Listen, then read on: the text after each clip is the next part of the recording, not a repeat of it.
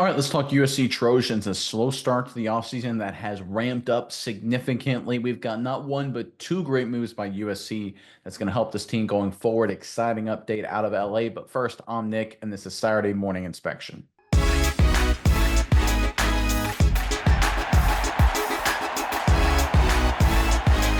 All right, like I said, they're USC Trojans.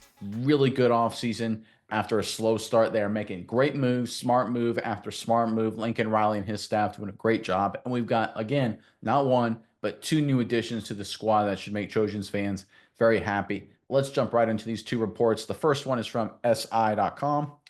Mojave four-star linebacker AJ Tuitele announces commitment and signing with the USC Trojans on Wednesday's National Signing Day.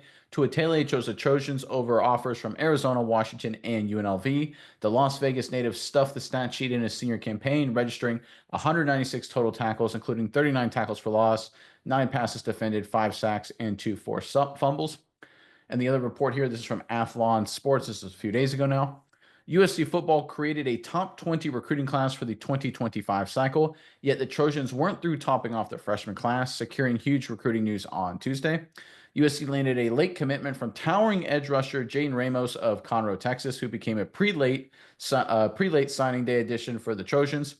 The 6'5", 220-pound Ramos shared on X's commitment announcement. I am beyond blessed and thankful to say that for the next 3 to 4 years, kind of cocky, I like that, 3 or 4 years, could be going to the NFL after 3.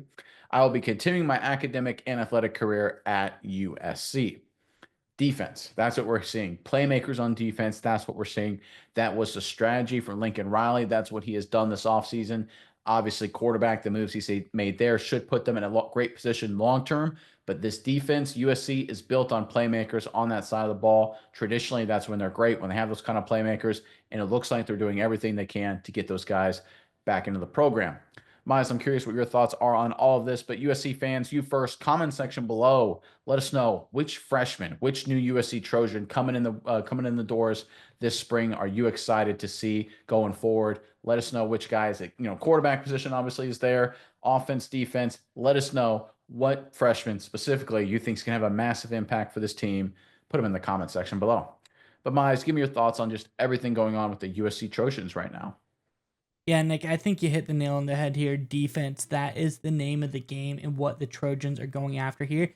And I don't think it's any small coincidence that you get Rob Ryan, bring him in as your linebacker coach, and then a few days after that, you're able to secure a good linebacker addition in one of these guys. I think this is really interesting for the USC Trojans, just showing Lincoln Riley is finally making some moves, especially coaching hires that are getting results. We're seeing defensive players start to flock to this team.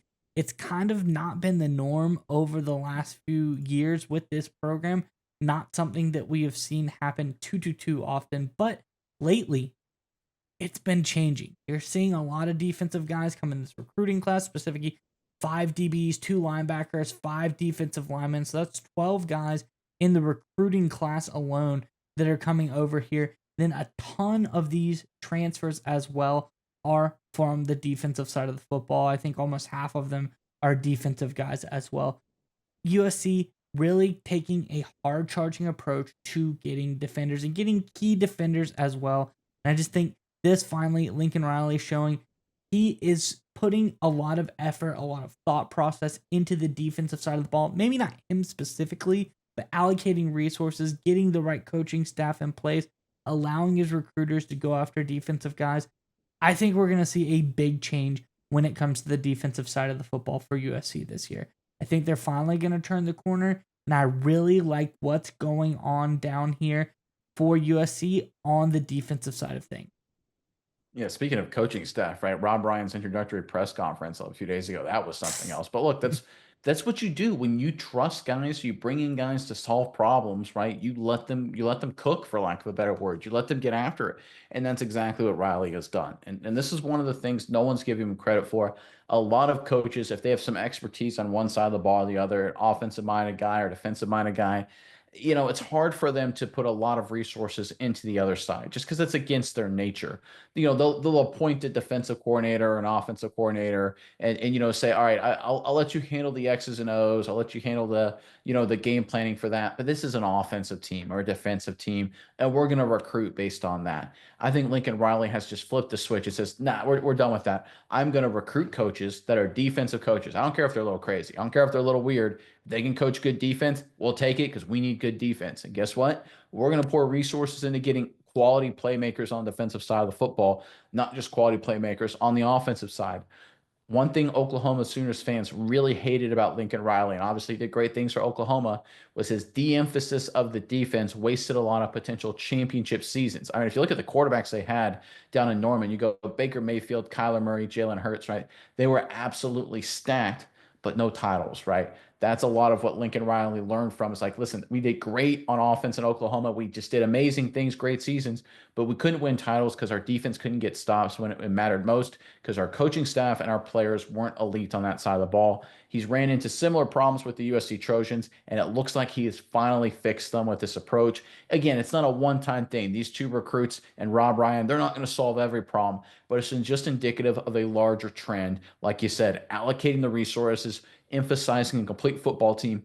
It really, really matters. I've been on coaching staff, or I've played for coaching staffs when I played college football that were hyper focused on one side or the other. And you could tell if you weren't on that side of the ball, you felt like the redheaded stepchild a little bit, and it really hurt morale and it really hurt player development. Players wanted to transfer, players didn't want to stick around.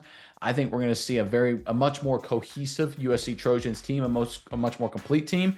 It'll start very quickly. I think we'll see a big jump in 2025, but we'll really start to see results in the long term. Once again, great job by Lincoln Riley putting this team in a great position to be successful.